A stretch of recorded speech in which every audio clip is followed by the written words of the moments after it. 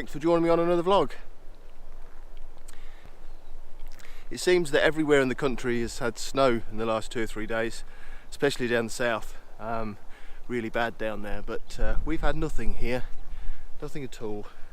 So I was hoping to get out this weekend and show you a bit of snowy scenes in the fens, but it hasn't really happened. This is about as much as we've had in the last 24 hours. So I did a bit of a tour on Instagram and Flickr and tried to find some inspiration to nip out today.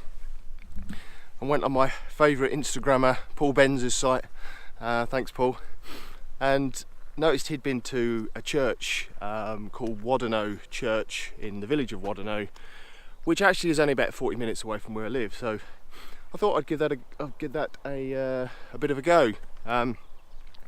It looks as though it was a sunset location, so I've come out today to see if I can get a sunset. However, there is as you can see, hang on, behind me, there's a large bank of cloud right on the horizon, so I don't really expect to get a very good sunset. But you never know. You never know what happened. You saw at Rutland what could happen. That was an unexpected and an amazing sunset, so you never know. So yeah, Wadenhoe is actually a really old village. It's about 800 years old. There's been a settlement here in Wadenhoe. It's mentioned in Doomsday books. This church is the St Michael of St Angels? No, St Michael of all Angels. That's right, the church. And this was built in the early 13th century. So a very old church. And as I say, the village itself was built as it stands today in around about the 1650s, I think, something like that. But one of the oldest and quaintest parts of Northamptonshire, actually. So I'm just over the Northamptonshire border today. I'm quite lucky really, because I live on the border between Northamptonshire, Cambridgeshire, Lincolnshire, and quite close to Norfolk as well. So I've got a tour of the counties around where I live, which is handy. Just wish there was a few more amazing landscapes to take you to, but hopefully you enjoy what you've seen on my vlog so far. So I think I'll have a quick look at the church. I've had a I've had a wander up already. I can't really see too many compositions, if I'm honest.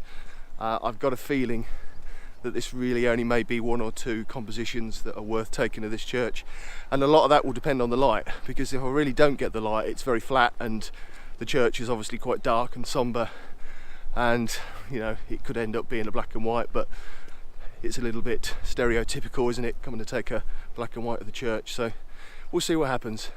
So I'm going to have a wander around, set up, watch the light and see how I get on.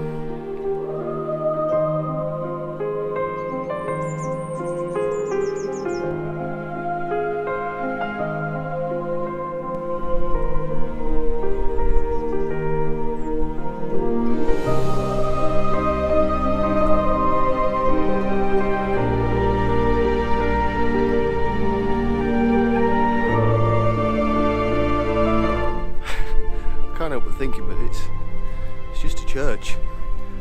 It's a lovely church, nice old church, but from a photographer's point of view, it's just a church, and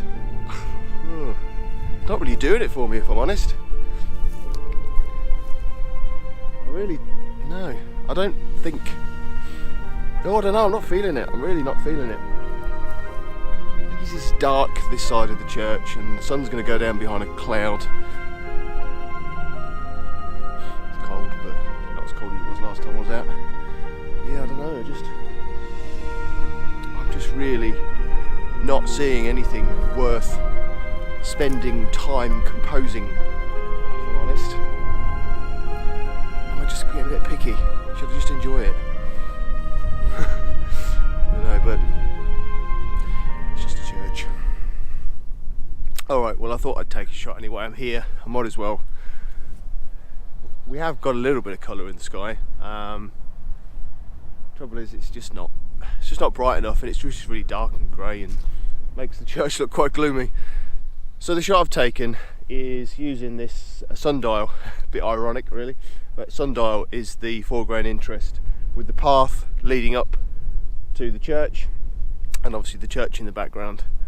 I've taken a landscape orientation shot, I've taken a landscape orientation shot and a portrait orientation shot.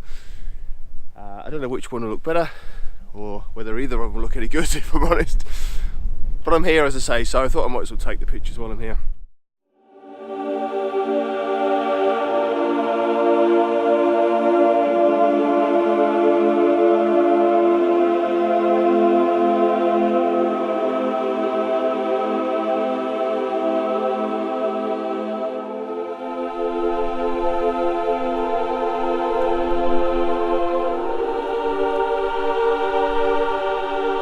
Well, I found one final image, I think. Sun's just actually gone down, but I've already taken the shot. You can hardly see the sun, if I'm honest, but the sun was glowing on the horizon just the other side of the church. So I changed the composition and I put these two, sounds really macabre, doesn't it, these two gravestones in the front, with the church and trees on the right, and then the glowing sun in the distance. And again, I think it's going to be a really grainy image. I don't know how I feel about taking photographs in a graveyard, if I'm honest. Not too sure. Anyway, I've done it now.